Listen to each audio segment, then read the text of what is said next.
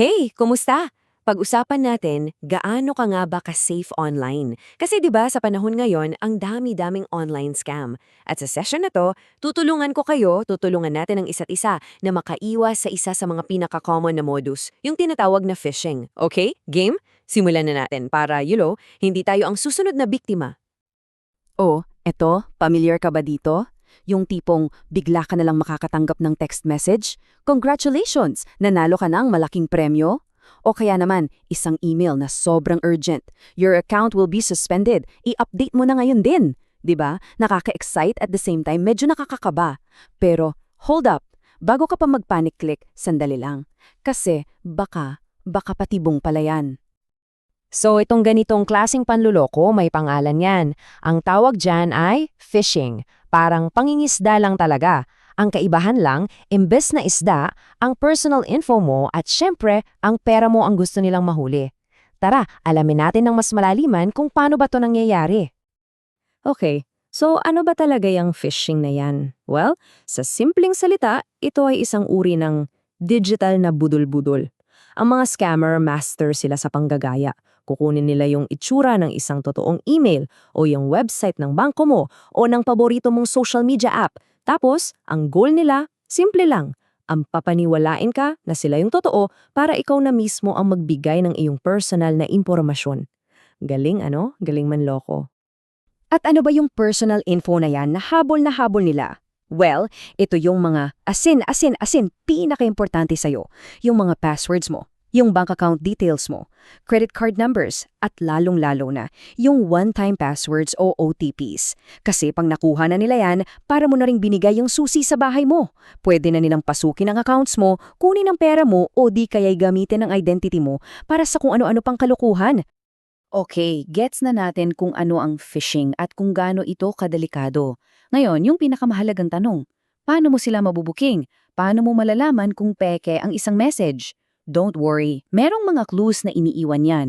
Ituturo ko sa inyo para maging isang digital detective. Okay, tingnan natin yung pagkakaiba. Sa kaliwa, yung legit. Sa kanan, yung peke.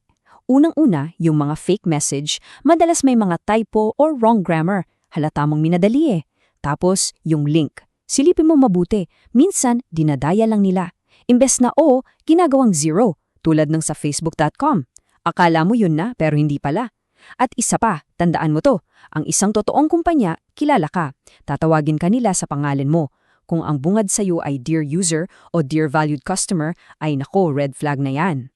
So para mas tumatak sa isip natin, i-summarize natin. 4 na red flags na dapat mong bantayan. Number 1, mga typo at mga weirdong link. Number 2, yung tono na sobrang urgent o nananakot. Pag nagmamadali ka nila, may mali dyan. Number 3, pagdirekta ng hinihingi ang personal info mo. At number 4, yung mga generic na bati na hindi gamit ang pangalan mo. Pag nakita mo ang isa o higit pa sa mga to, automatic na yan, 99.9% scam yan.